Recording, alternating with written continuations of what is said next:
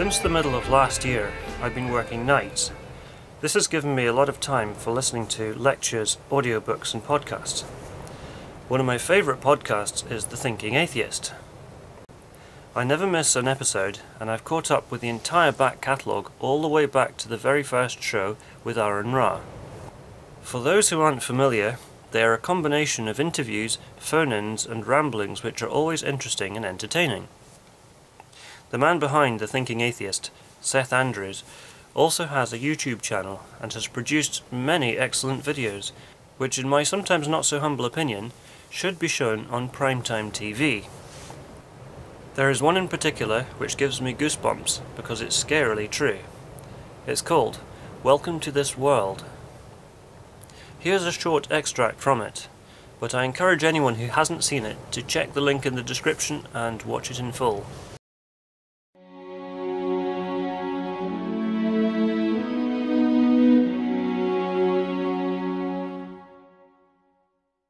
Hello, my child. Welcome to this world.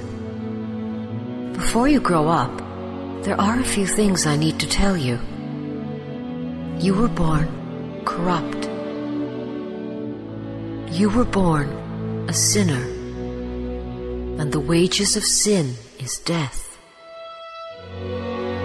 Someday, when you are old enough to understand, you must ask forgiveness. Not for anything you've done, but for what others did thousands of years ago at the beginning of the world. Also, you must tell God how sorry you are for murdering His Son Jesus.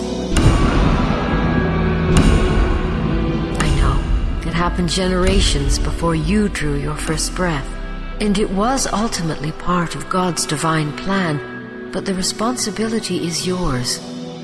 You are guilty, and you must ask to be forgiven.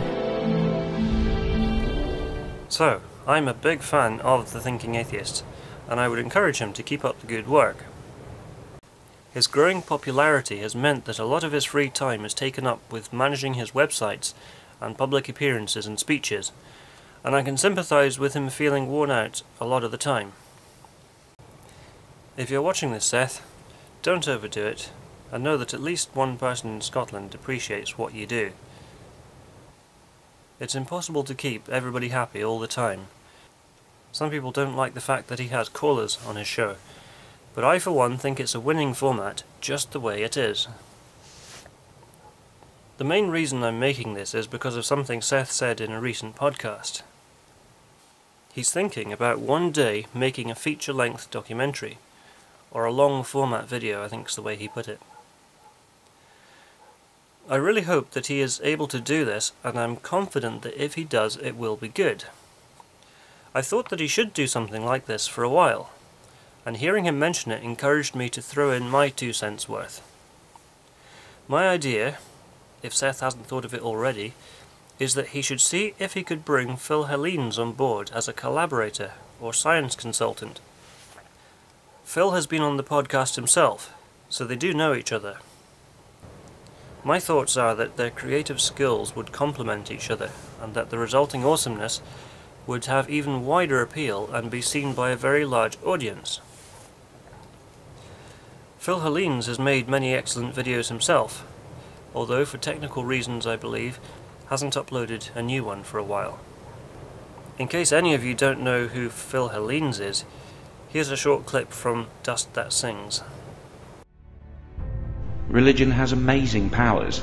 It can unite people by the millions and turn sadness into joy.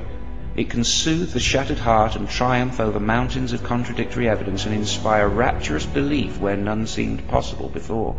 Unfortunately, you could say exactly the same thing about lying. Lies, like salesmen, like gods, need us to believe in them, but there is always a price. If we allow ourselves to be convinced that we exist by the will of an infinitely powerful and judgmental God, we instantly, conceptually reduce ourselves to the role of puppet. If we believe we were preordained, we lose sight of how easily we might never have existed at all. Religious explanations by necessity blind us to the truth, until we can't recognize ourselves as beings that took 14 billion years to open our eyes. Are we no better than insects? What if the adult mayfly had not just one afternoon, but almost a whole century?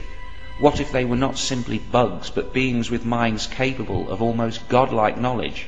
Better than godlike if the knowledge exhibited in the Bible and the Quran are anything to go by. What if these things that saw themselves as bugs were actually the offspring of ancient stars? Would we still need to lie? If any of you think such a collaboration is a good idea, please tell Seth and give him your support and encouragement. Please see the description box for relevant links and information, and thank you for watching.